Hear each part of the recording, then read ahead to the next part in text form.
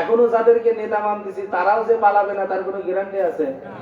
হ্যাঁ, নেতা মানা লাগবে কোরআন সুন্নাহ অনুযায়ী যারা চলে তাদেরকে। কি কথা ঠিক না? সে আপনার আমার দরদ বুঝবে, যেমন দরদ বুঝছে নবীজি সাল্লাল্লাহু আলাইহি ওয়াসাল্লাম। কি কথা ঠিক না? জোরে বলেন। আজকে আলেমকে সমাজের নেতা মানতে পারি না, শুধু মসজিদের ভিতরেই সীমাবদ্ধ করে রাখছি। ইমাম মানে তো সমাজের নেতা, খালি ইমাম বানায় রাখছি। মসজিদের ইমাম সে সমাজের নেতা। আর কারোর মিলাদ করা লাগলে ইমাম দরকার, কেউ মরে গেলে দরকার, বিয়ে করানো লাগবে তখন দরকার। আর বাদ বাকি সময় স্কুলে নিয়ে ঘুরি, কোন সময় ইমামকে মারা যায়। কথা কয় না? এই জাতির উন্নতি আসবে কেমনে? এই জাতির উন্নতি হবে যেই জাতি ইমামকে শুধু দরকারের সময় লাগে এই কথা মনে করে বসে থাকে। কি কথা ঠিক না? ইমাম একজন আলেম, সাইয়্যিদুল মুরসালিন রাহমাতুল লিল আলামিন, যিনি বলে গিয়েছেন ইন্নাল উলামা ওয়ারাসাতুল আম্বিয়া, আমি নবী চিরদিন থাকবো না, বিদায় নিয়ে চলে যাব, আমার পরে আমার স্থলাভিষিক্ত হবে উলামায়ে কিরাম। ঠিক না বেঠিক? জোরে বলেন। তাহলে এই উলামায়ে কিরামকে আমরা নেতা মানতে পারি না, উলামায়ে কিরামদেরকে শুধু কাজের সময় ব্যবহার করতে চাই। ও দোস্ত, এমনটা করলে হবে না। দেখেন, দরদ বুঝলেন বিশ্বনবী সাল্লাল্লাহু আলাইহি ওয়াসাল্লাম, উম্মতের কান্ডারি, তিনি মসজিদের হুজরা থেকে বের হলেন। বের হয়ে হযরত আলীকে সঙ্গে নিয়ে বের হলেন মরুভূমির ভিতরে। কয়, ও আবু হুরায়রা, আয় সঙ্গে আয়। আবু হুরায়রা বিশ রওনা করলেন। তো নবী যখন রাস্তায় কোথাও রওনা করতেন, সাহাবা ইকরামরা যারাই দেখতেন নবীর পিছ পিছ হেঁটে হেঁটে যাইতেন। অনেক সাহাবীদেরকে নিয়ে রওনা করলেন। আমার বলার যেটা মাকসাদ সেটা সামনে বলতেছি, একটু খুব ভালোভাবে বোঝেন। হযরত নবী করিম সাল্লাল্লাহু আলাইহি ওয়াসাল্লাম মরুভূমির এক জায়গায় গিয়ে দাঁড়ায় পড়লেন। মনে করেন এখানে দাঁড়াইছেন, এখান থেকে রাস্তা এত দূর ফাঁকে একটা মরা খেজুর গাছ দাঁড়ায় আছে, যেই খেজুর গাছের কোনো ডাল নাই, কোনো মাথা নাই। দাঁড়ায়া হযরত আলী রাদিয়াল্লাহু তাআলা আনহুকে নবীজি আদেশ করলেন, ও আলী, এই নাও আমার চাদরটা নাও, ওই খেজুর গাছের নিচে সুন্দর করে বিছাবা। বিছায়া খেজুর গাছকে আমার পক্ষ থেকে সালাম দিয়ে বলবা, আল্লাহর আদেশে তোমাকে কিছু ফল দিতে বলেছে। আল্লাহু আকবার বলেন। কোন গাছের কাছে পাঠাইতেছে? মরা খেজুর গাছ। কাকে পাঠাচ্ছে? হযরত আলী। মূর্খ ছিলেন তিনি? কথা কয় না।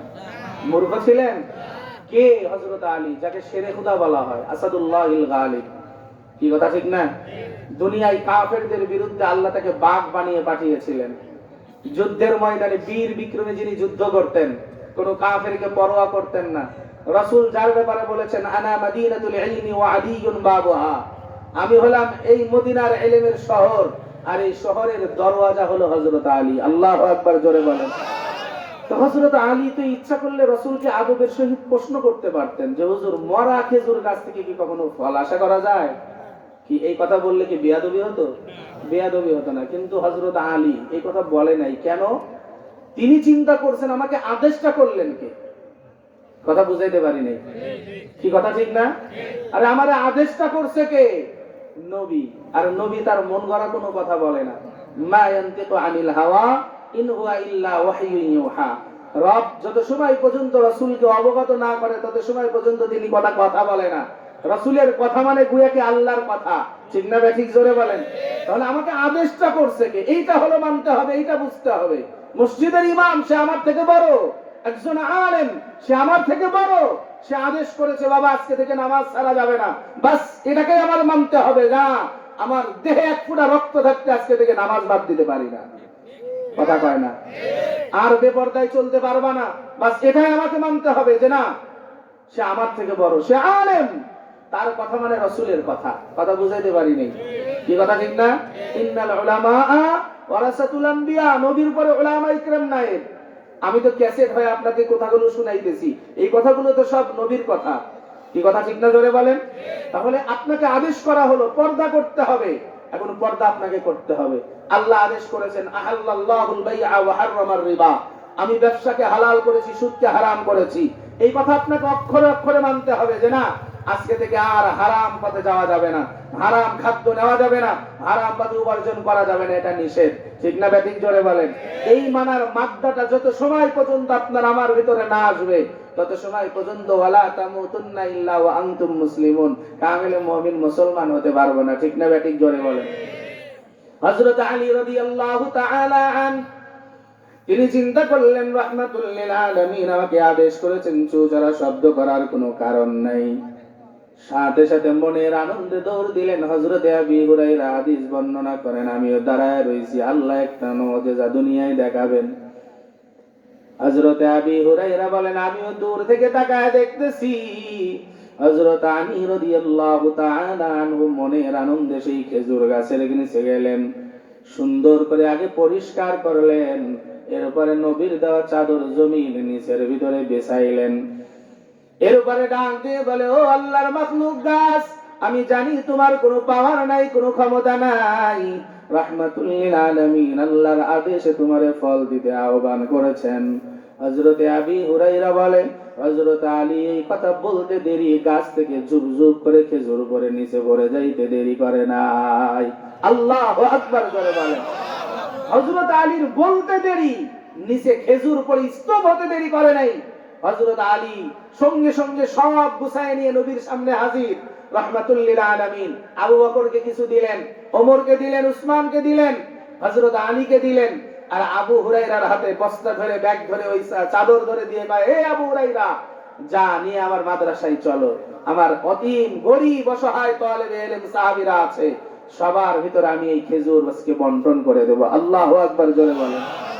এটা হলো ছিল নবীর মুজিজা। রব্বে কারীম এইভাবে মুজিজা দুনিয়ার জিন্দেগিতে দেখাইছেন। এটা কেন এটা হলো? হযরতে আবী হুরায়রা বলেন, হযরত আলী রাদিয়াল্লাহু তাআলা আনহুকে নবী আদেশ করার সাথে সাথে চুচারা শব্দ করে নাই, আমান্না সাল্লামনা, মেনে নিয়েছে। এটার নাম হলো মুসলমানি। ও মুসলমান, আজকেও তোমাকে আমাকে এভাবেই মানতে হবে। এতদিন পর্যন্ত যদি এভাবে না মানি, ততদিন পর্যন্ত কামেলে মুমিন মুসলমান হতে পারবো না। ঠিক না বেঠিক? জোরে বলেন। এই জন্য ইমানদার মুসলমান আল্লাহর গোলাম। এই জন্য রব্বে কারীম সূরা আরাফের ভিতরে ঘোষণা দিয়ে বললেন, লাহুম কুলুবুল লা ইয়াফকাহুনা বিহা। এইটা মানার জন্য কলব তৈরি করা লাগবে। সেই কলব তৈরি করার জন্য নামাজ আদায় করা লাগবে। এই যে রজব মাস শেষের দিকে শাবান মাস শুরু হবে, কয়েকদিন পরেই রমজানুল মুবারক। আল্লাহ তাবারক ওয়া তাআলা রব্বে কারীমের নবীকে আসমানে নিয়ে গিয়েছিলেন, আমরা জানি। সুবহানাল্লাযী আসরা বিআবদিহি লাইলাম মিনাল মাসজিদিল হারাম ইলাল মাসজিদিল আকসাল্লাযী বারাকনা হাওলাহু লিনুরিয়াহু মিন আয়াতিনা ইন্নাহু হুয়াস সামিউল বাসীর। আল্লাহ তাবারক ওয়া তাআলা নবীকে মেরাজ করালেন, জান্নাত দেখালেন, জাহান্নাম দেখালেন, সব নাজ নিয়ামত দেখায় রহমতে আলম নবী খুশি হয়ে গেলেন। আল্লাহ ডাক দিয়ে বলে, ও বন্ধু, আমি তো আর একটা জিনিস বানাইছি, সেইটা কি দেখবা না? আল্লাহ তাবারক ওয়া তাআলার নবী বলে, মালিক, ওই জিনিস না দেখলে কি হয় না? আল্লাহ ডাক দিয়ে বলে, ও পয়গম্বর, আপনার এত উপরে উঠায় সম্মানিত করিয়া দুইটা জিনিস আমি আল্লাহ দেখাইতে চাই, যাতে করে স্বচক্ষে দেখিয়া দুনিয়ায় আপনার উম্মতদেরকে ভয় দেখাবেন। আল্লাহর নবী সাল্লাল্লাহু আলাইহি ওয়াসাল্লাম জাহান্নামের ভিতরে ঢুকিয়া সর্বপ্রথম নারীদের আড্ডা দেখছেন। এক এক সূরতে নারীদের শাস্তি দিয়া মাওলা ঝুলায় রাখছেন। আল্লাহ তাবারক ওয়া তাআলার নবী দেখিয়া সহ্য করতে পারে নাই। চলে আসবে যখন আসার সময় রব্বে কারীম 50 ওয়াক্ত নামাজ দিয়া দিলেন। মুসা কালিমুল্লাহ ডাক দিয়ে বলে, ও ভাই মুহাম্মদ, দুনিয়ায় আমার উম্মতের 2 রাকাত নামাজ ছিল, তাই পড়ে নাই। মান্না সালওয়া খাইছে, আল্লাহর পক্ষ থেকে খাবার পাওয়ার পরেও দুনিয়ায় ইবাদত বন্দেগী করে নাই। তোমার উম্মত 50 ওয়াক্ত নামাজ পড়বে না। যাও কুমায় নিয়ে আসো। কুমাইতে কুমাইতে সর্বশেষ 5 ওয়াক্ত নিয়ে আসলেন। আল্লাহ ডাক দিয়ে বলে, হাবিব, আমি আল্লাহ যেটা ওয়াদা করি আমি কোনোদিন বরখেলাফ করি না। আপনার কোন উম্মত যদি 5 ওয়াক্ত নামাজ পাবন্দির সহিত আদায় করে, আমি আল্লাহ ওয়াদা দিয়া দিলাম, প্রতিদিন আমলনামায় 50 ওয়াক্ত নামাজের সওয়াব দিয়া দিব। বলেন সুবহানাল্লাহ। পড়ব 5 ওয়াক্ত, সওয়াব পাবো কয় ওয়াক্ত? আরে আল্লাহর গোলাম, কিন্তু বড় আফসোস, বড় দুঃখ লাগে, সমাজের ভিতরে আজকে সাপ্তাহিক মুসল্লি পাওয়া যায়, বাৎসরিক মুসল্লি পাওয়া যায়, দৈনন্দিনের মুসল্লি পাওয়া যায় না। ঠিক না বেঠিক? জোরে বলেন। এরে নবীর আশিক উম্মত, কোন শয়তানে তোমারে আমারে ধোঁকা দিয়া দিল? এই জন্য পর্দার আড়ালের মায়েদেরকে বলি, ও মা, মনটাই কি চাই না দুনিয়ার জিন্দেগিতে তওবা করিয়া মাওলার কাছে যাইবা, আল্লাহ তাবারাক ওয়া তাআলার কাছে জাহান্নাম থেকে পানা চাইবা? একজন নারী দুনিয়ার জিন্দেগিতে পারবে সংসারটাকে সুখী করতে, একজন নারী যদি দুনিয়ার জিন্দেগিতে একটু কঠোর হয়ে যায়, স্বামীর ভালোবাসার হৃদ্রতা মুহাব্বত নিয়ে যদি বোঝায় মসজিদে পাঠাইতে পারে, বালেগ সন্তান হয়ে গেছে, দুনিয়ার জিন্দেগিতে নামাজের জন্য যদি একটু মেহনত করিয়া নেয়, মুহাদ্দিসিন ইকরামগণ বলেন ঘরের নারী যদি একটু সচেতন হয়, তাহলে তার বালেগ সন্তান, তার স্বামী, তার মিয়া, আপনজন সবাই দিনদার হবে। কেমন করিয়া করবারে মা? খাদিজাতুল কুবরা রাদিয়াল্লাহু তাআলা আনহার জীবনী পড়িয়া দেখো। উম্মাহাতুল মুমিনিন খাদিজাতুল কুবরা রাদিয়াল্লাহু আনহা